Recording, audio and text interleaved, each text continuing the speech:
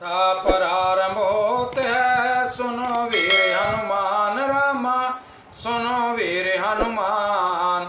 आसन्यान विराजियो तेज पुंज भगवान, सियापति रामचंद्र पद जय शरणम। आपने प्रभु की कृपा से जो रामायण सुनी, उसमें प्रभु श्री रामचंद्र जी समुद्र के किनारे पर 3 दिन बैठे रहते हैं, लेकिन समुद्र ने रास्ता नहीं दिया। उसके बाद प्रभु ने लक्ष्मण से कहा कि हे लक्ष्मण, मेरा धनुष और बाण लेकर के आओ, ये नीच समुद्र मानेगा नहीं।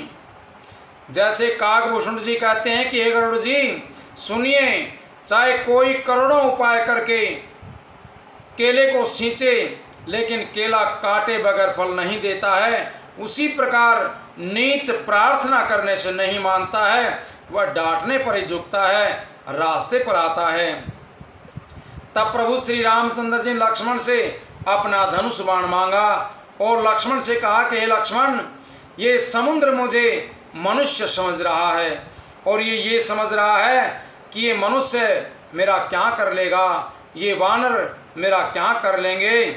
अब मैं इसे बताता हूँ कि मैं इसका क्या करूँगा। जब मैं इसके पास आया हूँ तो इसने मेरे को दर्शन नहीं दिया, मुझसे मिलना भी उचित नहीं समझा। अब आज मैं समुद्र को सुखा देता हूँ। अब वानर बिना किसी कठिनाई के अपने पैरों से चल करके इसे पार कर जाएंगे। इतना कहकर राम ने अपने धनुष पर बाण चढ़ा करके जो प्रतंचा खींची तो पृथ्वी कांप उठी, दिशाओं में अंधकार छा गया, भय से समुद्र शुभित हो गया और वह अपने तट से भी 4 कोस आगे आ गया। मगरमच्छ आदि जलचारी जीव संतृप्त एवं व्याकुल हो गए।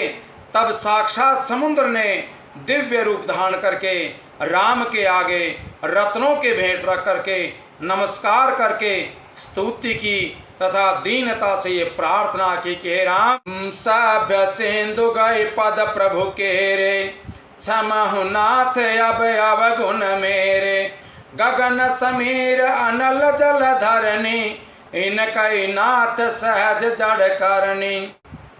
समुद्र ने भयभीत होकर के प्रभु के चरण पकड़ लिए और कहा कि नाथ, मेरे सभी अवगुण आप क्षमा कर दीजिए।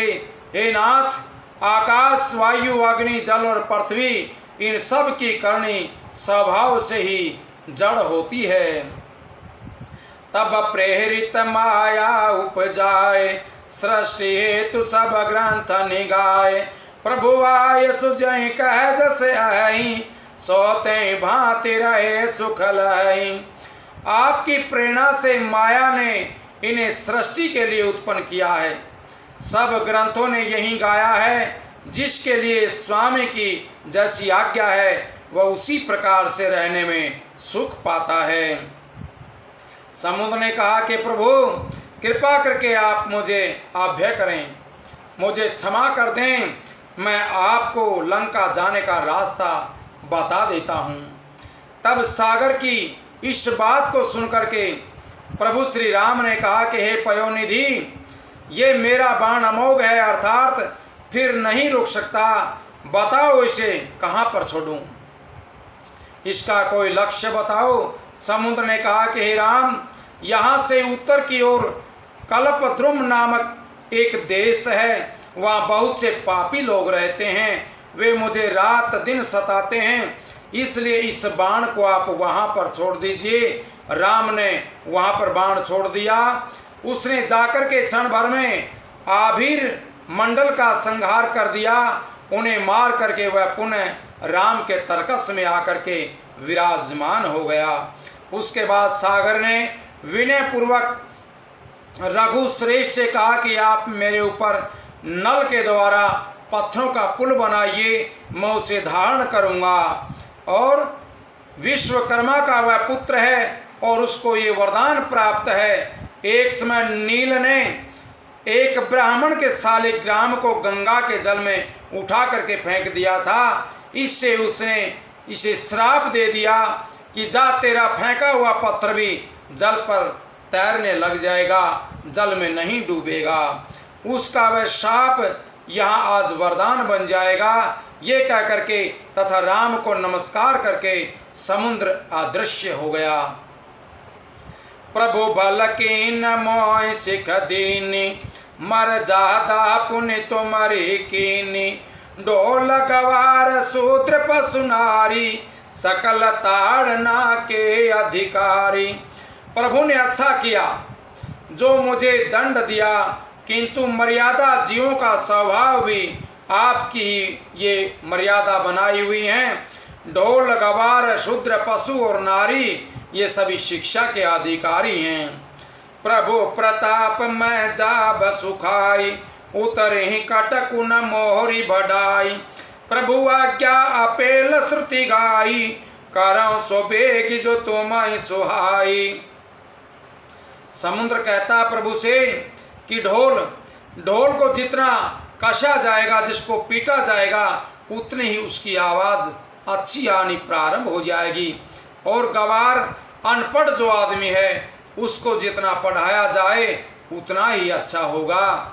और शूद्र पशु नारी ये सभी शिक्षा के अधिकारी हैं, इन्हें शिक्षा दे करके काम करवाया जाए। अब प्रभु के प्रताप से मैं सूख जाऊंगा, ये समुद्र प्रभु से कहता है।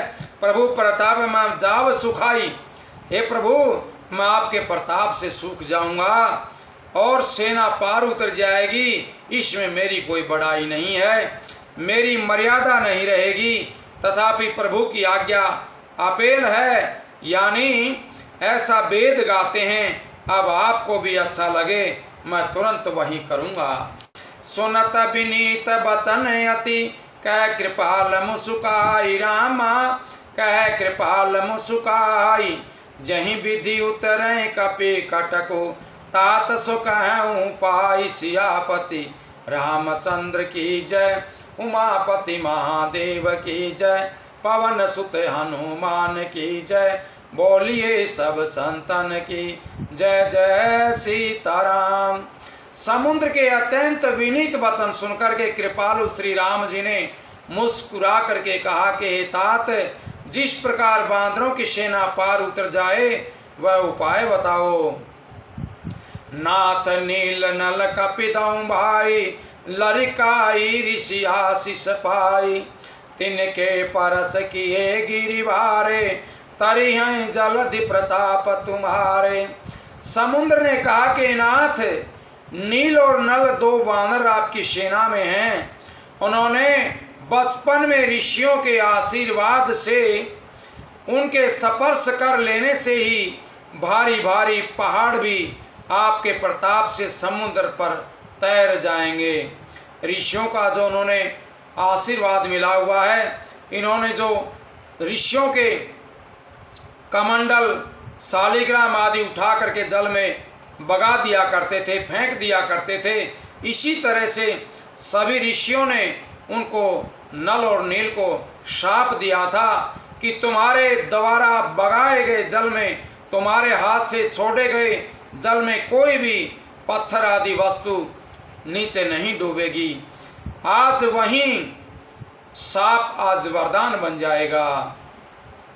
मैं पुण्य उर धरि प्रभु प्रभुताई, करी हूँ बल अनुमान सहाय। यही विधि नाथ पयोधि बंधाइए, जहीं यह सुध सुलोक त्यों गाइए। मैं भी प्रभु की कृपा को हृदय में धारण करके अपने बल के अनुसार जहाँ तक समुद्र से बन पड़ेगा सहायता करूँगा।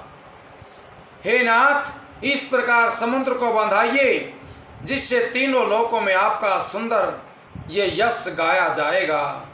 यहीं सर मम उतर तटवासी, हतौ नाथ खल नर अघरासी। सुनी कृपाल सागर मन पीरा, तुरत हरि राम रन धीरा। हम बाण से, इस बाण से मेरे उत्तर तट पर रहने वाले पाप के राशि दुष्ट मनुष्यों का वध कीजिए।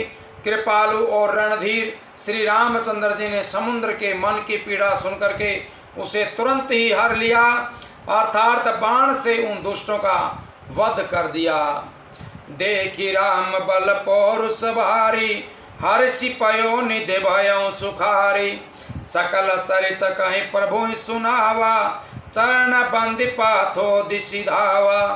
श्री राम जी का भारी बल और पौरुष देख करके समुद्र खुश होकर के बड़ा प्रसन्न हुआ। उसने उन दुष्टों का सारा चरित्र प्रभु को बता सुनाया, फिर चरणों की वंदना करके समुद्र चला गया। निज भवन गवन सिंधु श्री रघुपति ही ये मत भायऊं, यह चरित कलिमल हर जथा मति दास तुलसी गायऊं। सुख भवन सन से समन दबन विषाद रघुपति गुण गना, तज सकल आस भरोस गावई, सुनाई संतत सठ मना। समुद्र अपने घर चला गया। श्री रघुनाथ जी को ये उसकी सलाह बहुत अच्छी लगी। ये चरित्र कलयुग के पापों को हरण करने वाला है। इसे तुलसीदास जी ने अपनी बुद्धि के अनुसार गाया है। श्री रघुनाथ जी के गुण समूह सुख के धाम, संदेह का नाश करने वाले और विषाद का दमन करने वाले हैं। अरे मूर्ख मन, तू संसार का सब आशा भरोसा त्याग करके निरंतर इन्हें गाया कर और सुना कर। सकल सुमंगलदायक रघुनायक गुणगान, रामा रघुनायक गुणगान। सादर सुनहिते तरई भव, सिंधु बिना जल जान। सियापति रामचंद्र की जय, उमापति महादेव की जय। पवन सुत हनुमान की जय, बोलिए सब संतन की जय जय सीताराम। श्री रघुनाथ जी का गुणगान संपूर्ण सुंदर मंगलों का देने वाला है। जो इसे आदर सहित सुनेंगे वे बिना किसी जहाज यानी बिना किसी साधन के भव सागर से तर जाएंगे। उसे नरक में नहीं जाना होगा, दक्षिण द्वार से नहीं जाना होगा, पूर्व पश्चिम उत्तर आदि द्वारों से वे स्वर्ग लोक को जाएंगे। इसीलिए रामायण का पाठ जरूर सुनना चाहिए।